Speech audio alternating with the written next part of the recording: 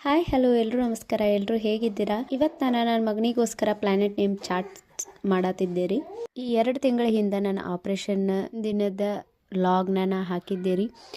ಒಂದಿಬ್ಬರು ನಿಮ್ಮ operation experience share ಮಾಡ್ಕೋರಿ ಅಂತ ಹೇಳಿ ಕೇಳಿದ್ದಾರೆ. ಅದಕ್ಕೋಸ್ಕರ ನಾನು ನನ್ನ ಆಪ್ರೇಷನ್ ಬಗ್ಗೆ ನನಗೆಷ್ಟು ಗೊತ್ತೈತಿ, ನಮಗೇನೇನು ಆಯ್ತು ಅನ್ನೋದ್ರ ಬಗ್ಗೆ ನಿಮ್ಮ ಜೋಡಿ ಶೇರ್ ಮಾಡ್ಕೋತೇನೆ ರೀ. ಫಸ್ಟ್ ಆಪ್ರೇಷನ್ದಾಗ 2 ಥರ ಇರ್ತಾವ್ರಿ. ಒಂದು ಓಪನ್ ಅಂದ್ರೆ ಕೊಯ್ದು ಆಪ್ರೇಷನ್, ಇನ್ನೊಂದು ಲ್ಯಾಪ್ರೋಸ್ಕೋಪಿ ಅಥವಾ ಕರೆಂಟ್ ಆಪ್ರೇಷನ್ ರೀ.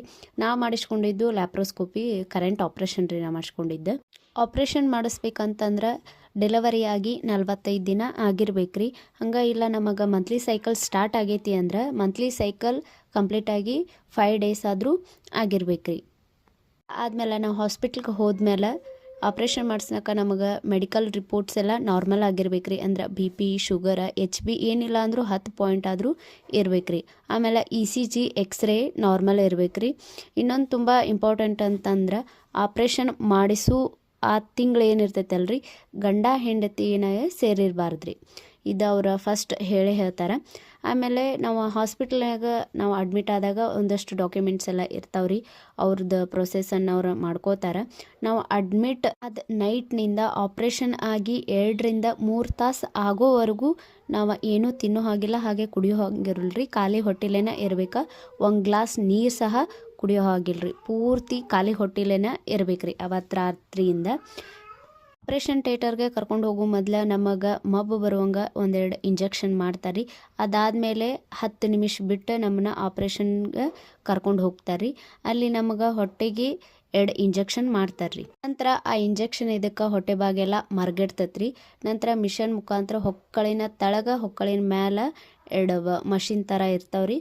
ಅದರಿಂದ ನಮಗೆ ಆಪ್ರೇಷನ್ ಮಾಡ್ತಾರೆ ರೀ. ಇದು 10 ನಿಮಿಷದ ಒಳಗಡೆ ಆಗ್ಬಿಡ್ತೈತೆ ರೀ.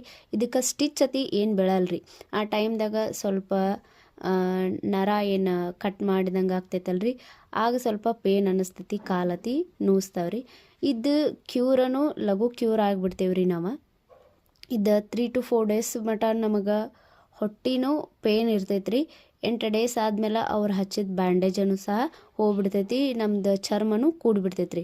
ಇದು ಕಂಪ್ಲೀಟಾಗಿ 8 ದಿನದೊಳಗೆ ನಾವು ಏನಾಗ್ತೀವಿ, ಪೂರ್ಣವಾಗಿ ಕ್ಯೂರ್ ಆಗಿಬಿಡ್ತೇವೆ ರೀ. ನಾರ್ಮಲ್ ಥರ ಅಡ್ಡಾಡೋದಾಗಲಿ, ಕುಂದ್ರೋದು, ಊಟ ಮಾಡೋದು ಎಲ್ಲ ಸ್ಟಾರ್ಟ್ ಆಗ್ತೈತೆ ರೀ. ಆದ್ರೆ 1 ಮಂತ್ವರೆಗೂ ನಾವು ಸ್ವಲ್ಪ ಬರ್ಸ್ನದ ಐಟಮ್ಗಳನ್ನು ಅಂದ್ರೆ ಊಟದಲ್ಲಿ ನಾವೇನು ಮಾಡ್ಬೇಕ್ರಿ, ಸ್ವಲ್ಪ ಪತ್ತೆ ಮಾಡ್ಬೇಕ್ರಿ.